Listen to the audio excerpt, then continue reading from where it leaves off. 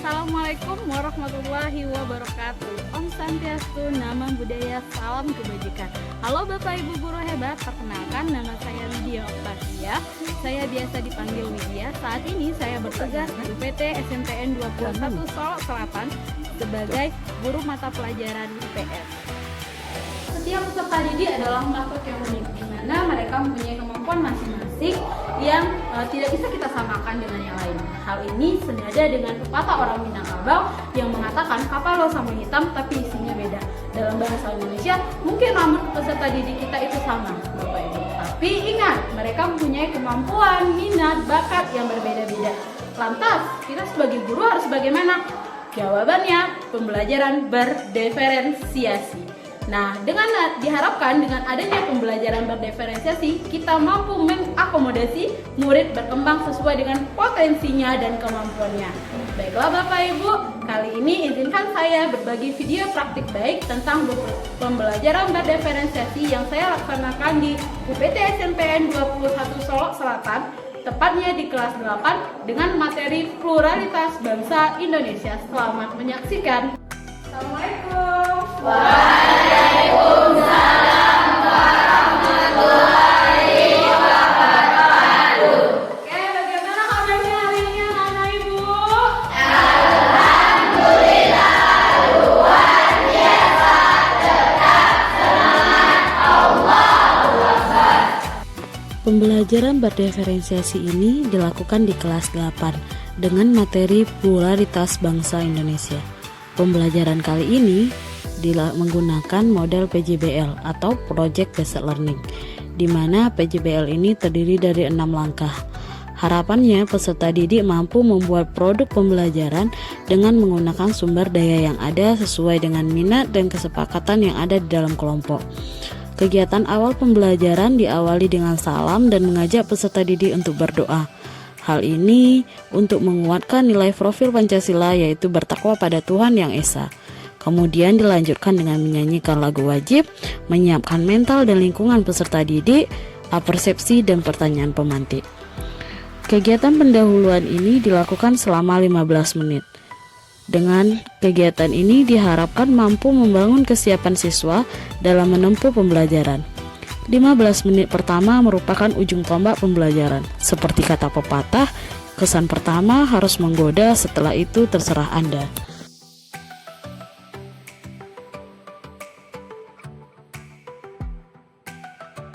Dalam pengambilan absensi, guru langsung bertanya kepada anggota kelas siapa saja yang tidak hadir. Hal ini bermaksud untuk mengasah kemampuan sosial dan kepekaan sosial di dalam kelas.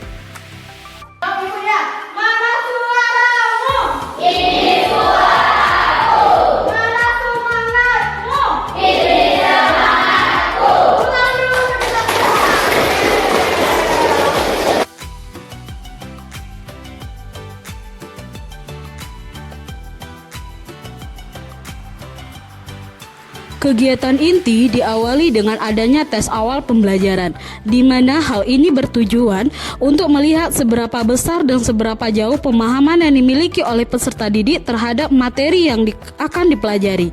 Selain itu, tes ini juga dilakukan untuk mengetahui bakat, minat, dan kemampuan awal peserta didik, sehingga dalam proses PBM guru mampu menyesuaikan dengan keadaan peserta didik.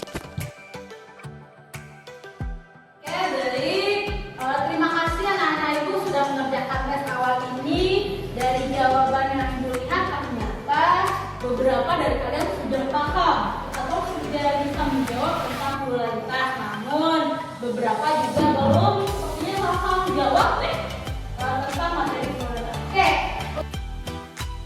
Tahap selanjutnya yang dilakukan guru adalah mengiring pengetahuan mendasar tentang materi yang akan dipelajari. Dalam hal ini, guru menggunakan metode tanya jawab dengan menggunakan media pembelajaran yang beragam, berupa gambar, video, dan poster yang telah dipersiapkan sebelumnya. Hal ini selaras dengan diferensiasi konten yang berupaya memenuhi kebutuhan peserta didik dengan media ajar yang bervariasi, agar peserta didik dengan gaya pembelajaran yang berbeda dapat terayomi dengan baik sesuai dengan kebutuhan dan kemampuan mereka.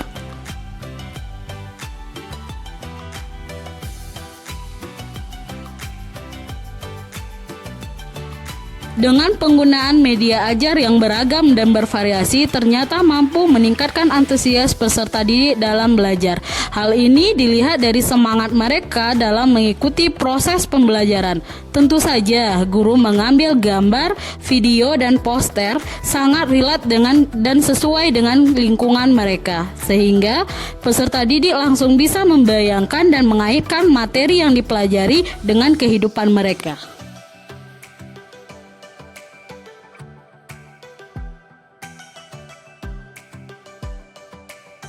Oke, anak-anak ibu juga punya ini brosur pluralitas bangsa Indonesia.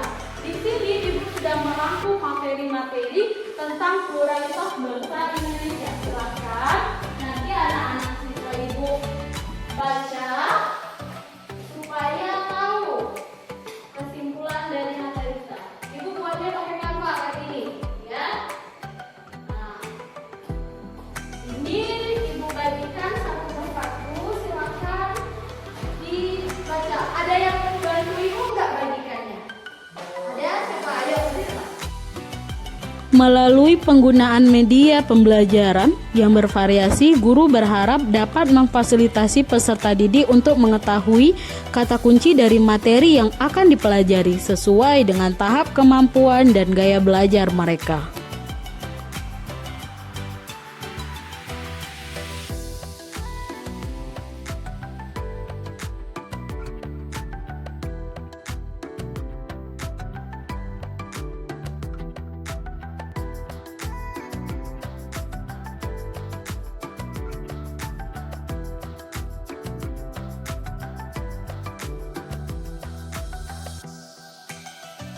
Tahap selanjutnya yang dilakukan, guru membagi peserta didik dalam beberapa kelompok. Pembagian kelompok didasarkan pada hasil tes awal pembelajaran, di mana peserta didik dibagi berdasarkan minat dan kecenderungan bakat yang sama. Guru menggiring dan mendampingi peserta didik dalam perencanaan langkah-langkah penyelesaian proyek yang akan mereka lakukan. Dalam kegiatan ini, guru juga memfasilitasi peserta didik dengan sumber belajar yang beragam. Tidak hanya penggunaan buku, tetapi juga penggunaan internet dengan cara memanfaatkan Chromebook, tetapi tetap di bawah bimbingan guru. Posternya mau dibuat di mana? Misalkan di kertas, gimana? Berarti pakai jaringan ya. Tidak bisa pakai kanva. Ya, teman-teman harus bisa pakai kanva juga. Sudah. Yang limanya juga ini ya, desain ya. Oke. Setelah melakukan diskusi di dalam kelompok dan umpan balik dengan guru tentang kelebihan dan kelemahan produk yang mereka sepakati, akhirnya masing-masing kelompok memutuskan untuk membuat produk yang berbeda-beda. Untuk kelompok 1 dan kelompok 4, mereka lebih cenderung ingin membuat video berupa tren tentang kampanye pluralitas Indonesia. Sedangkan kelompok 2 dan kelompok 3, mereka lebih suka membuat poster untuk mengkampanyekan tentang pluralitas Indonesia. Dalam membuat produk, guru hanya memfasilitasi peserta didik serta memberikan umpan balik yang mendukung sesuai dengan kemampuan peserta didik di dalam kelompok.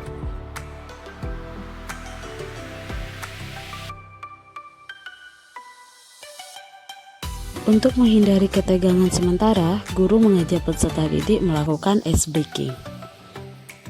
Hal ini dimaksudkan agar peserta didik enjoy dalam mengikuti setiap langkah proses pembelajaran. Ayo, sekarang saya mau kalian berbaris secara estafet ke belakang. Ayo. Baris mulai dari sini. Cepat. Hati-hati ya. 1, 2, 3, 1. Baru 1. Oke. 1, 2, 3. Kegiatan selanjutnya yang dilakukan guru bersama peserta didik adalah bermain game teka-teki estafet yang ada di dalam LKPD. Guru berusaha memunculkan daya saing yang sehat antar kelompok.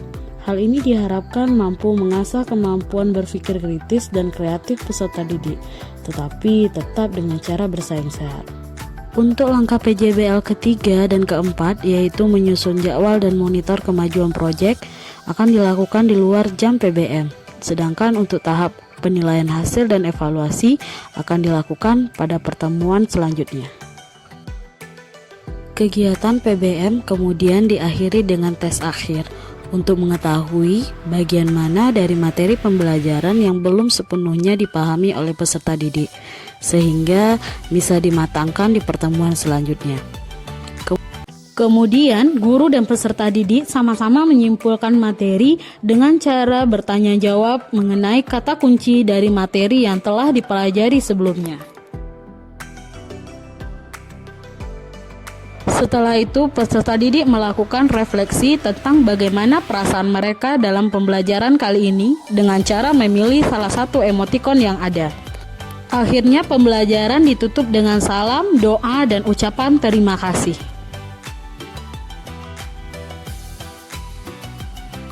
Pembelajaran saya yang disebut dengan Assalamualaikum warahmatullahi wabarakatuh. Waalaikumsalam warahmatullahi wabarakatuh.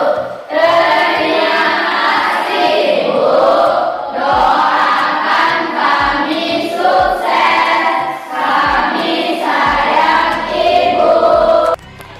Baiklah, Bapak Ibu guru hebat, demikianlah video praktik baik saya tentang pembelajaran berdiferensiasi. Semoga apapun yang kita lakukan mampu membawa perubahan bagi peserta didik kita demi menciptakan generasi emas 2045.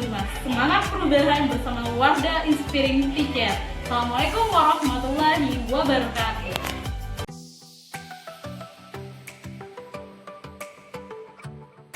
Ada apa tuh?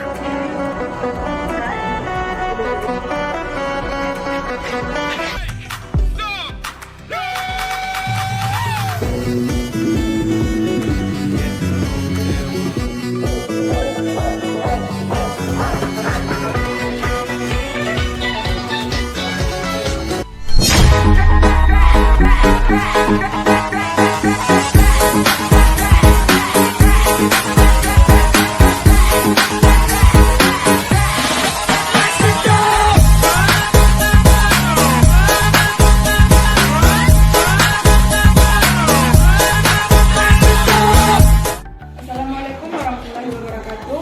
Perkenalkan, nama saya Aisyah Hasanah. Saya sangat senang belajar dengan Bu Lydia karena saya bisa mengembangkan bakat dan minat saya dalam belajar. Assalamualaikum warahmatullahi wabarakatuh. Saya Rifan Ismail, Kepala SMP Negeri 21 Sulawesi Selatan, Provinsi Sumatera Barat. Dari hasil video pembelajaran yang dilakukan oleh Widya Octavia, di mana tentang